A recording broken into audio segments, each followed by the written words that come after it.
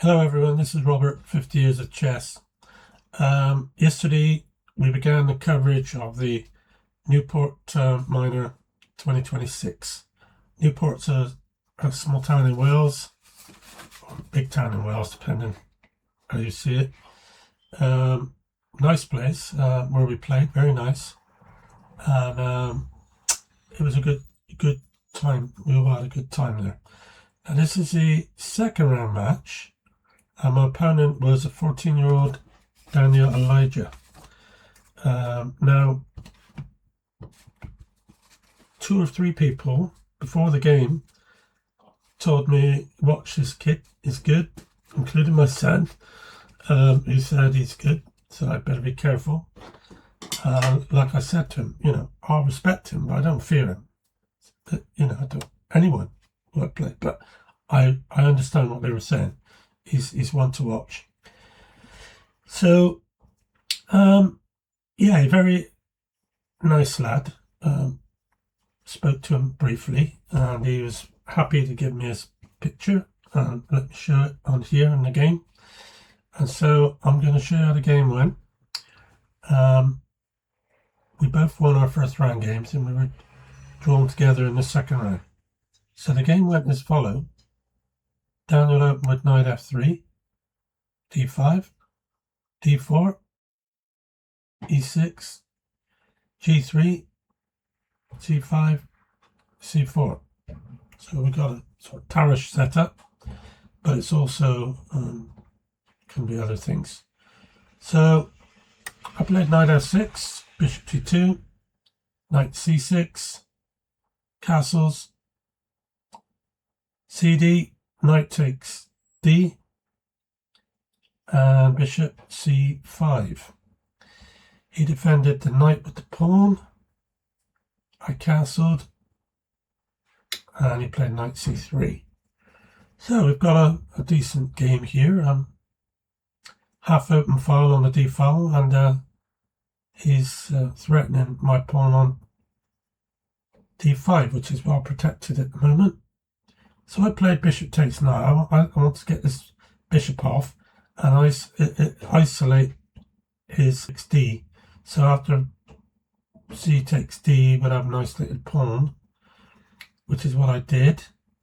And he played bishop e3. And then I played my knight on f6 into d5 to try and get control in the middle a bit. At the moment, I am a pawn up, but he can get that pawn back, perhaps. We'll see. So he played queen a5 to attack that pawn on c4. And I just dropped the knight back to b6. So there's no future there for that. So he's gone back queen to d1.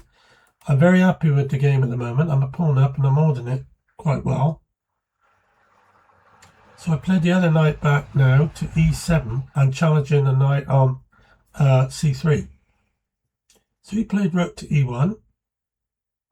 Interesting move.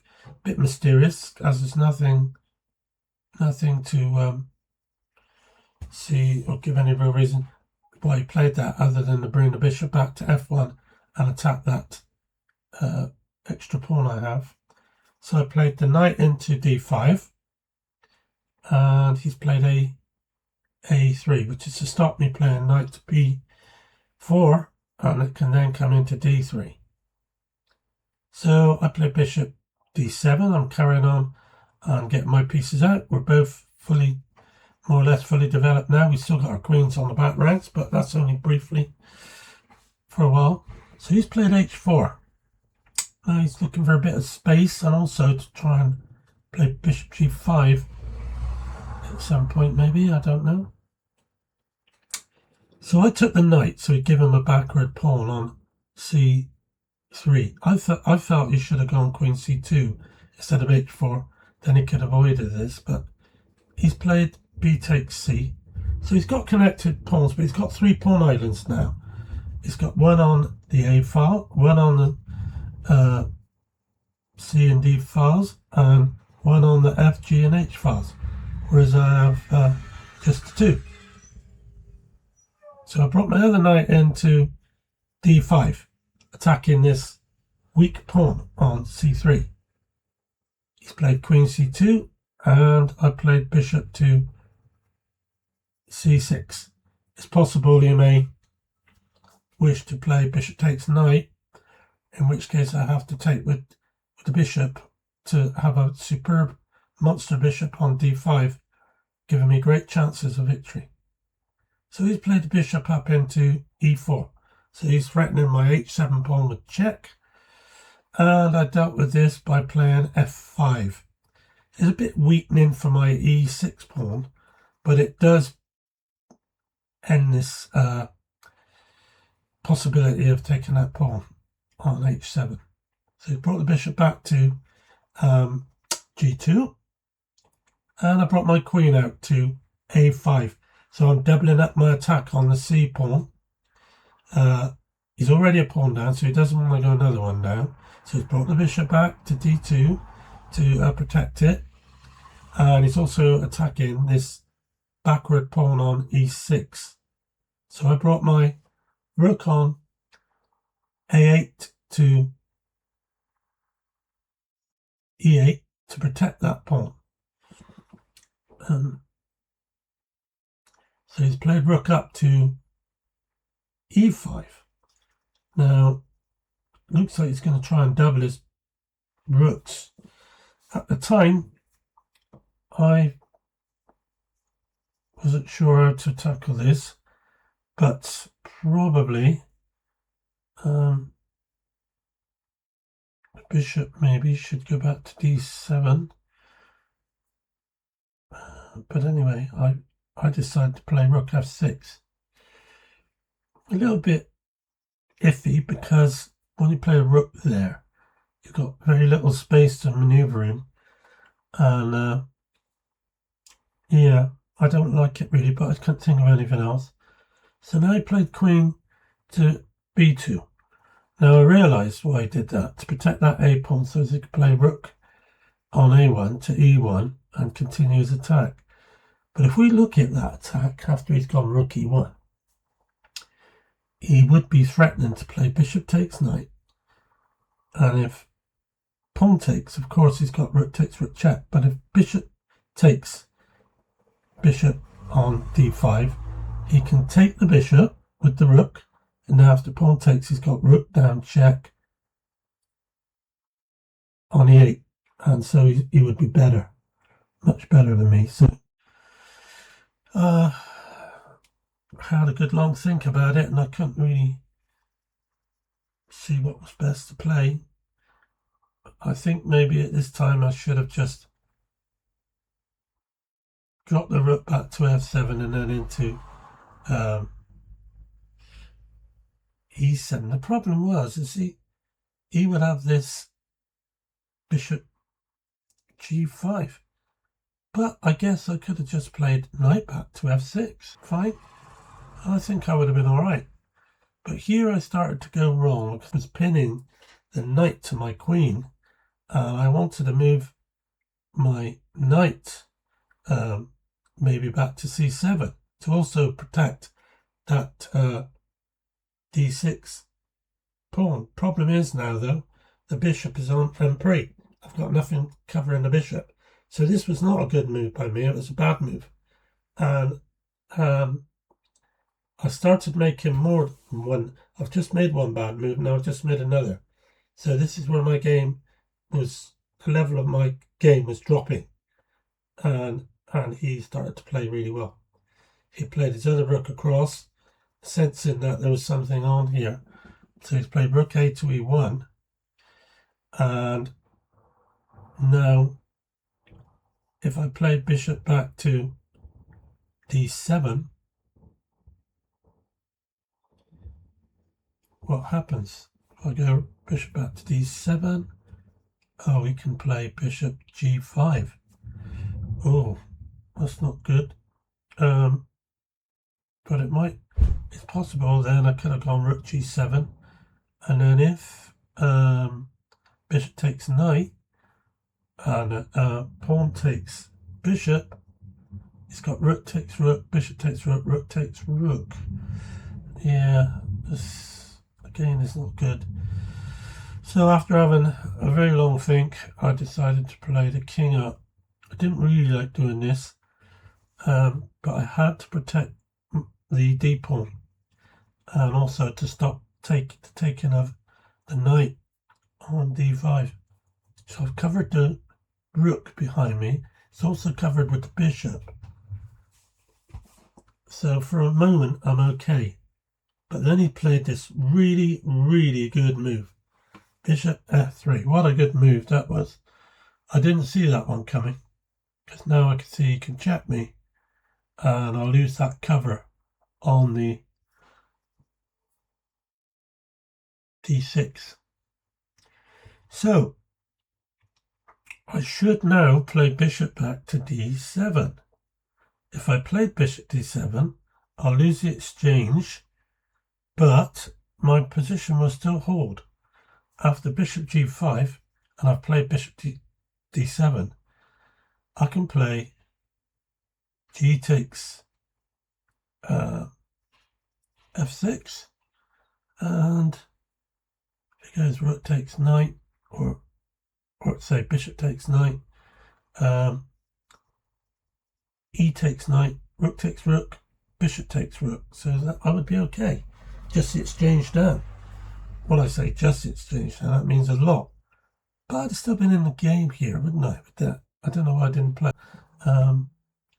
So I played h6 and hoped to see what would happen. So he checked me, which I didn't want. But I thought that's why I played h6, so I could play g6. But then I was expecting him to do a few things. He played the bishop back to f3 again. And now I really, really should have tried to play the bishop back to d7 and let the h-pawn go.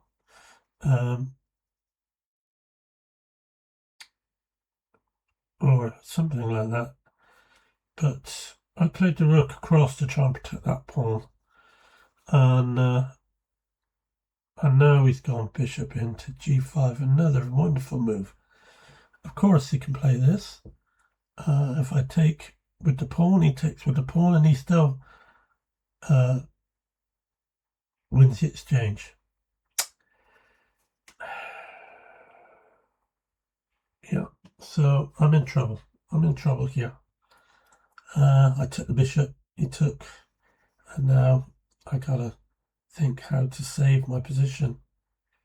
I really should have just played bishop to d7, or could I? Bishop d7, bishop takes knight. Pawn takes knight, rook to e7, check, and the bishop is gone after I move the king, so I can't do that. In fact, this is where I'm really in trouble now. I did see a move which I thought might just help me, and I played the queen back to d8. So he took the rook, and I took with the pawn,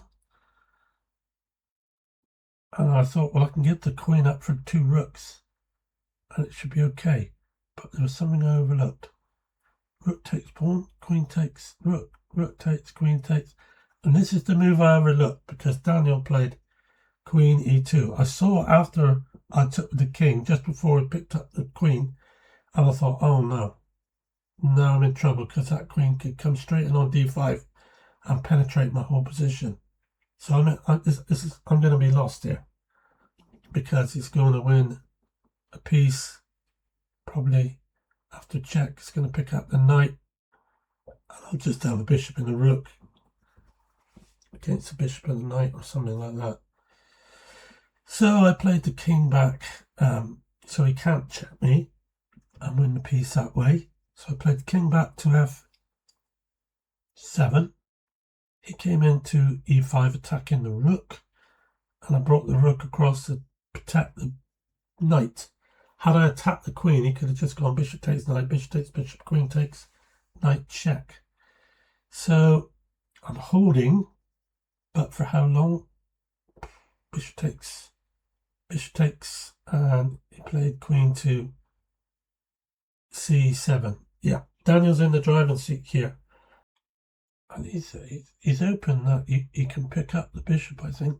But I played this nice move, king to e8, and he doesn't get the piece.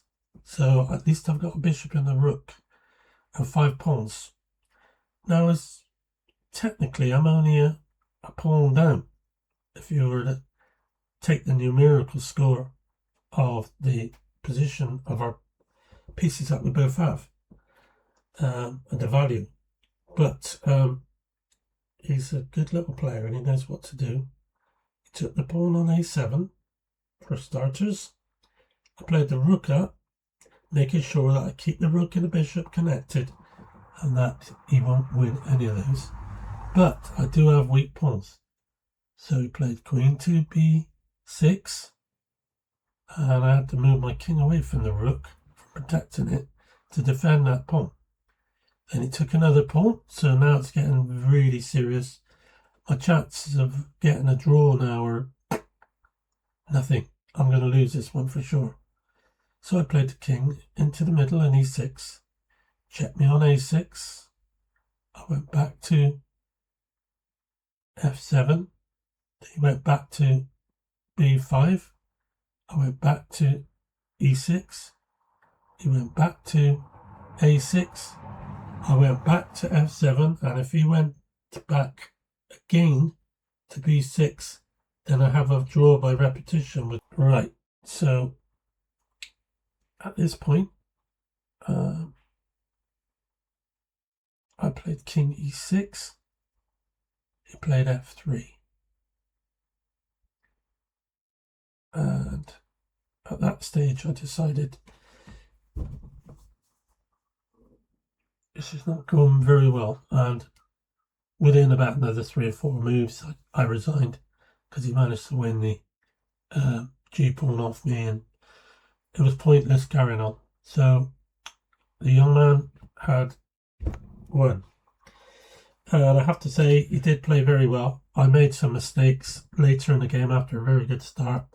I should have held that position, but I just played 2 really bad moves, moving the rook up and also rook up to f6 and the pawn to b5. They were terrible moves, and it cost me the game.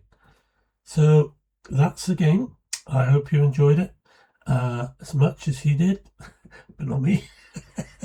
So thanks for watching, and I'll be with you again tomorrow with another game.